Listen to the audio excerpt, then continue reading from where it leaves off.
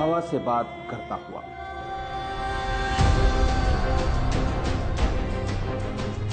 रेत के सीने को चीरता हुआ, बिजली की रफ्तार से कुछ हिंदुस्तानी सपूतों का एक छोटा सा कारनामा, तारीख के पन्नों में अपनी जगह बनाने, आंखों में एक अजीम मकसद लिए अरब की जमीन करबला की तरफ रवां है। हल मिन नासिरिन यंसुरना। नबी मोहम्मद साहब के नवासे इमाम हुसैन ने जब करबला में इंसानियत से यह सवाल किया,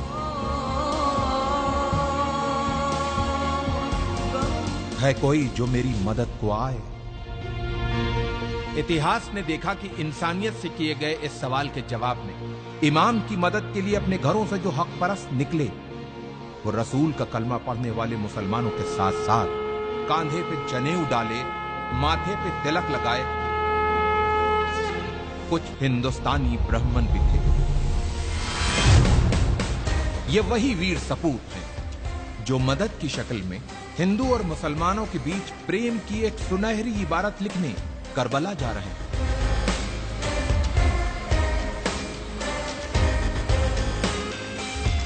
जालिम बादशाह यजीद अपनी हुकूमत के नशे में चूर होके इंसानियत का चेहरा बिगाड़ देना चाहता था, लेकिन उसे यह पता था कि जब तक नबी मोहम्मद साहब के नवासे इमाम हुसैन जिंदा हैं, तब तक वो अपनी मर्जी की नहीं कर सकता। उसके इसी डर ने इमाम हुसैन को उनके परिवार के साथ करबला में घेर के उनसे अपनी हुकूमत के सामने सर झुकाने को कहा। जियो और जीने दो की जिंदा मिसाल पेश करते हुए इमाम हुसैन ने यजीद के सामने एक पेशकश रखी कि अगर तुमको मुझसे कोई खतरा हो तो मुझे रास्ता दे दो ताकि मैं हिंदुस्तान चला जाऊं।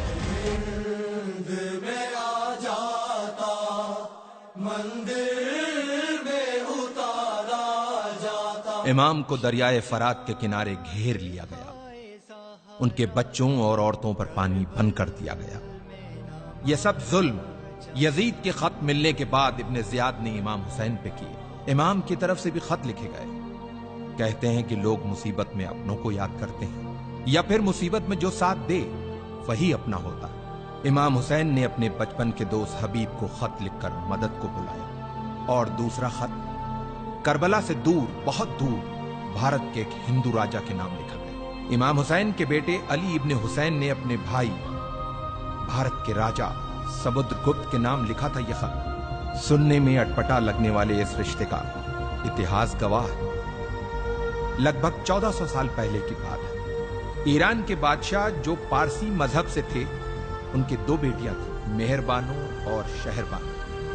मेहरबानों का विवाह भारत के राजा चंद्रगुप्त से हुआ और रानी का नाम मेहरबानों से बदलकर चंद्रलेखा रखा गया। और कुछ वर्षों बाद चंद्रलेखा की छोटी बहन शहरबानो की शादी इमाम हुसैन से हुई। चंद्रलेखा और चंद्रगुप्त के बेटे समुद्रगुप्त उस समय राजा थे जब उन्हें अपने मौसेरे भाई अली इब्ने हुसैन का पत्र मिला।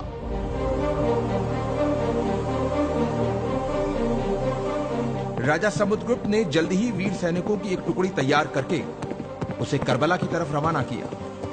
इन वीर सैनिकों के सरदार का नाम रेहबदत था, जो एक मोहियाल ब्राह्मण थे।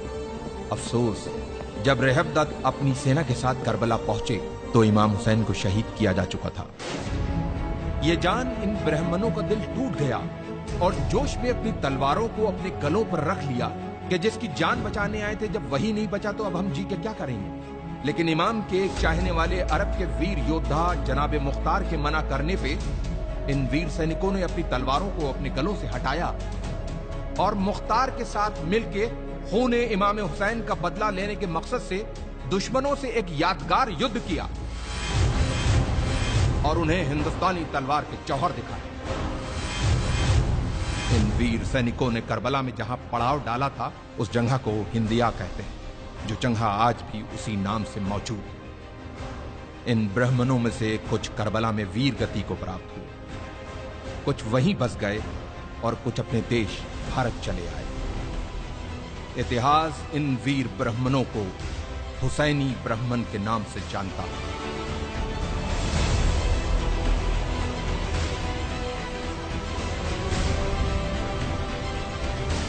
तारीख के पन्नों में दबी हिंदुस्तान और इराक की इस महान कहानी को हमारे लाखों सलाम।